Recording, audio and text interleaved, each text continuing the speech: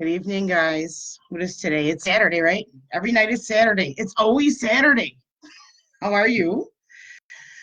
So tonight's going to be short and sweet because I'm dealing with a clock drain still all week or ever since, who knows, Saturday? All right. So today we are talking. Oh my God, did you guys look up? Look up. The sky is immaculate. The stars are so bright. And there's a little sliver of a moon out there, and right above it is Venus. It looks brilliant. And let's see, are we still in the Taurus moon? Let me have a look. Yeah, the moon is at 7 degrees Taurus right now, and it is in between Venus and Uranus, all in Taurus. It's really good that we've got this stuff in Taurus right now, because Taurus helps us to be grounded, and it's ruled by Venus. And it helps us to appreciate, well, first, it's good to be grounded. And secondly, it helps us to appreciate love itself and beautiful things. And also good food. So we got to watch that, our waistlines don't expand during this kind of quote unquote time off. I am getting kind of busy with readings, and people want to know what the year holds for them. That is a service that I offer. So what else is going on in the sky? The sun is at 7 degrees Aries. It's 2 degrees away from Chiron. So globally, this is a very significant time of healing and new beginnings. And we want to try to not be impatient. And then we still have Mars, Pluto, Capricorn, Mars, Pluto, and Jupiter, all within a couple of degrees of one another in Capricorn. And those are far away now from the South Node in Capricorn, which is good. I'm excited. I'm looking forward to the changing of the nodes.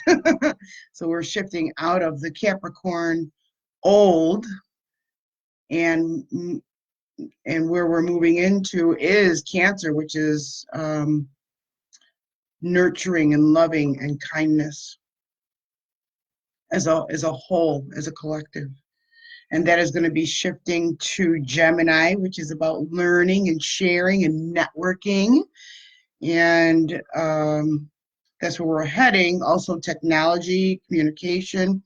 And at the South Node, we'll shift into Sagittarius, which is about absolute truth and our personal freedom. So this is a very, very exciting time, a very exciting year. Hey, that's it for our little snippet on astrology. Hey, Michelle. Oh, goodness. We have storms moving in, severe, hopefully not too severe. All right. Beautiful starry night out right now, I can tell you that. So let's see. So wonderful that we're having a Taurus moon. Okay, we're going to move to the crystal of the day. Our crystal is Selenite. In fact, I have gotten so many compliments on this necklace. And local, I'm in a suburb of Buffalo, New York. Local guys, they have a business. They're called ME Design, and they're local, and they made this. I love it. So yeah, I always reveal my sources pretty much. So if you like, you can buy yourself one. So selenite, you see it a lot of times in towers like this. It's beautiful. It is soothing.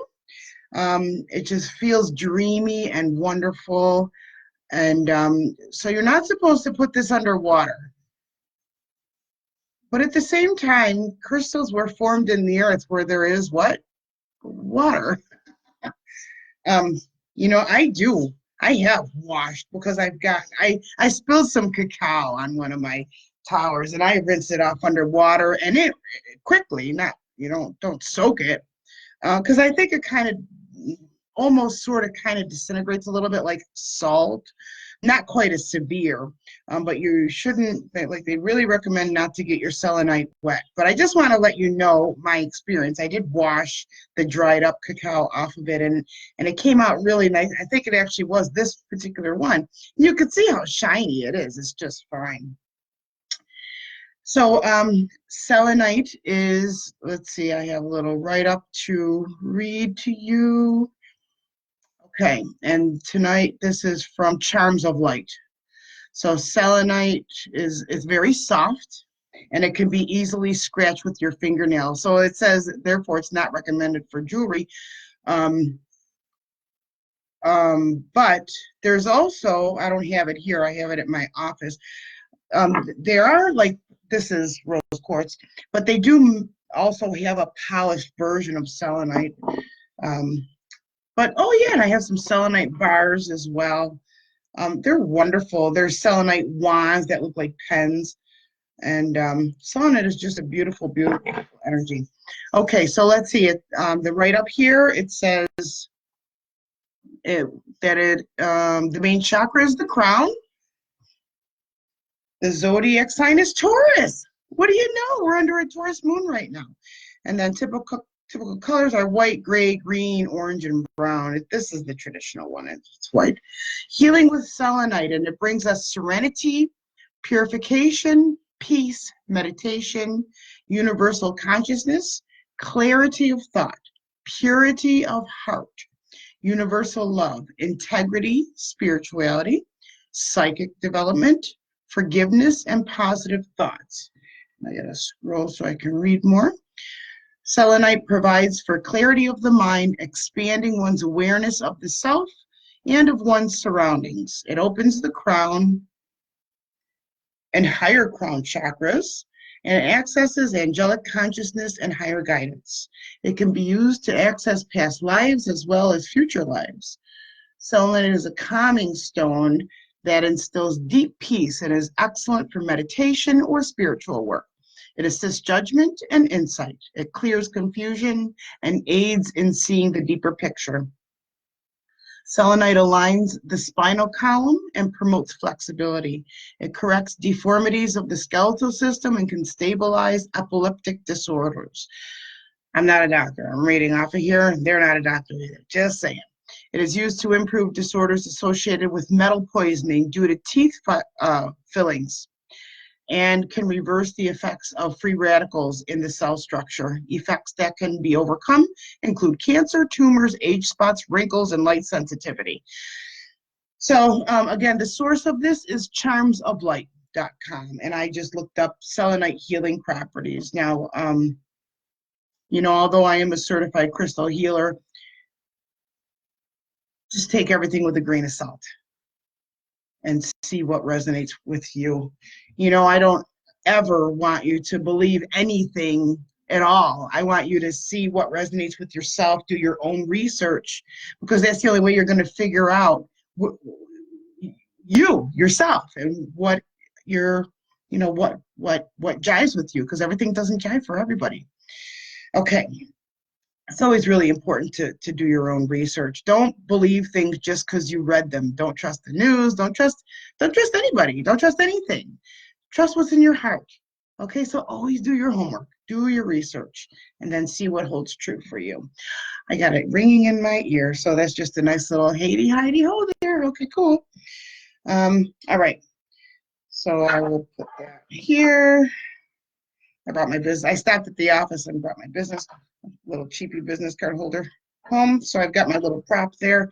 And then for our deck tonight, I have tonight's a really short one. It's only 9 minutes in. John Holland's Psychic Tarot deck. I love this deck. Now the picture can look a little bit creepy, but this deck is awesome. It really gets to the point of things. And so far the themes, like by accident, but really there's no coincidences, are the Taurus, the Taurian energy, and that's the sign that the moon is in. And remember, the moon changes signs every 2.5 days. I met John Holland. He came to Lilydale, where I teach astrology every year. I'm actually teaching a crystals class too this year in Lilydale. I'm so excited. It's gonna be super cool. And those, I got an email. Those might be virtual if all this stuff doesn't clear. I'm still teaching them, but they might not be actually physical at Lilydale. Okay, so John Holland is awesome. He's from Boston.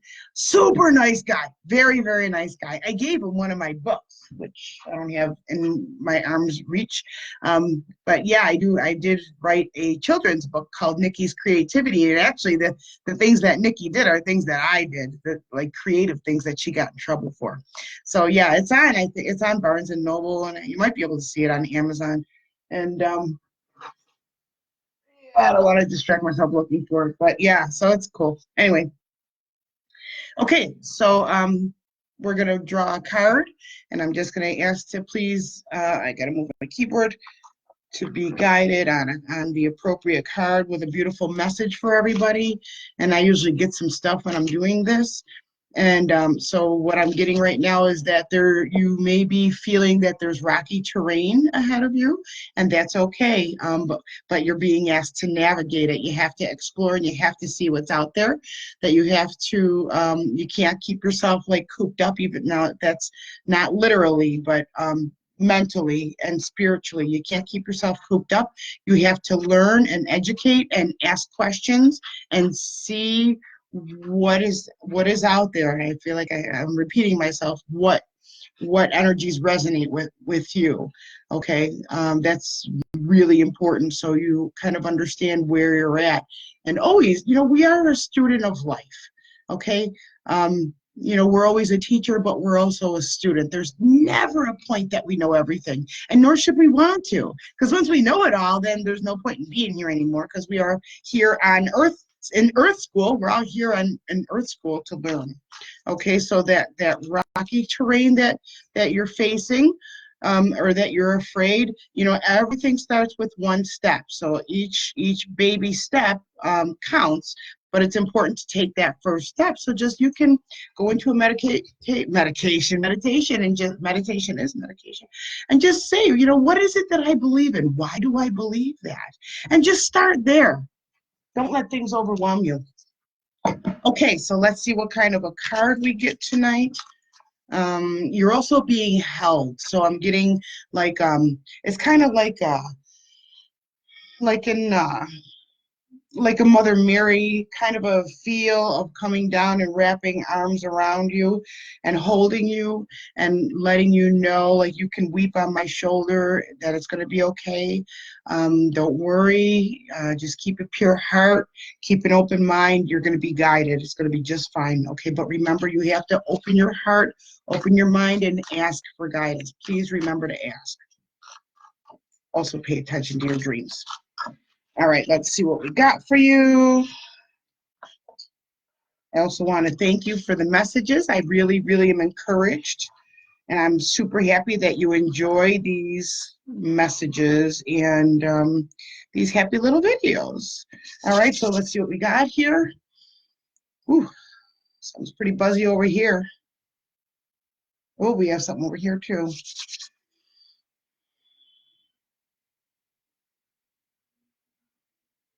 So you're getting two cards tonight. We've got a big hit right here. And then we have a number 2 right here. Might drop some. Okay. There's a whole bunch, so it wasn't a jumper.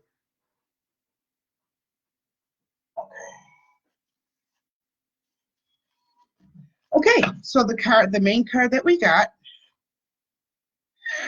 go figure, transformation, card number 13. That's our main one, followed by positive movement forward. Wow, isn't that awesome? So here's what that one looks like. Okay, I still gotta figure out how to do this without the glare. Okay, so this is what we got for tonight, for us, for you, for everybody. Pretty cool, huh? And again, this is the John Holland Psychic Tarot deck. And then I will share with you John's interpretations, and then I will wrap it up so I can go and auger my kitchen sink. Whoa! God. All right. The numbers are 13 and 8. Beautiful for symbolism, huh? All right, so let me put these here and I will read to you transformation, as if we didn't know, but I like to share what the author says. Now, if we ever do a personal reading, you know, we do our interpretations, and I don't always read out of the book. Okay, so 13 is transformation, which is equivalent to a major arcana. In the tarot, there's 22 big deal cards or major arcana, and then the rest are like little deals, like daily things that are minor arcana. So the red one is a minor arcana, and then the black one is a major arcana. So the theme is transformation. And transformation. The time of endings is close at hand, really. Don't resist the abrupt changes that are suddenly happening in your life. These could be taking place in your personal life, relationships, business, or career. You have the strength, as the transformation card asks you to have courage and to know that renewal follows every conclusion. This card comes forth to remind you that the death of an old way of thinking and believing must occur before you can move forward on your new path. Transformation is all about the ebb and flow of the life cycles. Nothing in this life remains motionless. Everything is on its way to somewhere. I like that. Accept the changes, and opportunity will come to expand you in more ways than you could have ever imagined. You can't live in the past. It's time to move on. In order to take the next positive step, you should look closely at your own life and ask yourself, are these tools, no, are these loose ends that need to be tied up? Are there loose ends that need to be tied up? Are there people in my life whom I need to express myself to? What needs to be completed so I can have a fresh start? When you do so, you'll have a stronger, more reinforced foundation to carry you through the new beginnings that await you. Pretty awesome, huh? Oh, it's the first time you get to see Montana walking by. Usually she's laying down. Okay. And then our number 2 card is positive movement forward, and that's a red number 8.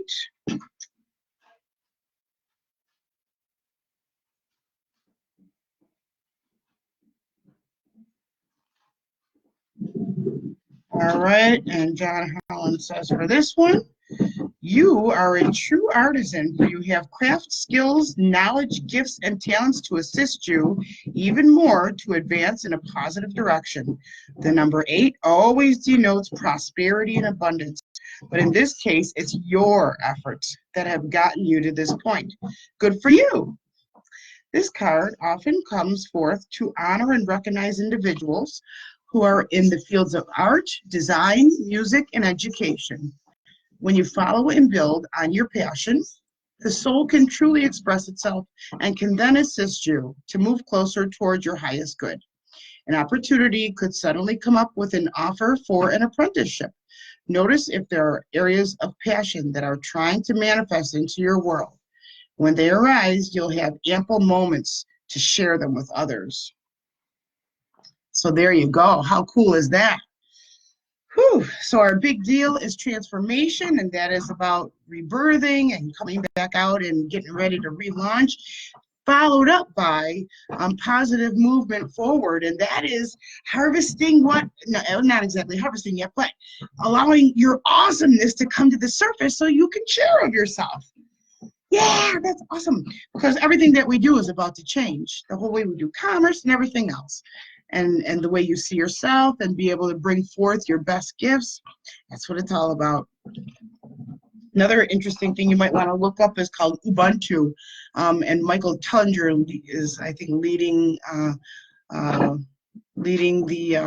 Ubuntu movement, and that's based on community contribution living, which I love, and I kind of think we are moving towards that kind of a model, but time will tell.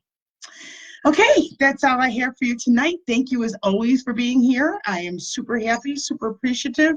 Live a life that makes you want to say, wow! And I'll see you guys again tomorrow. Have a beautiful evening. Bye-bye.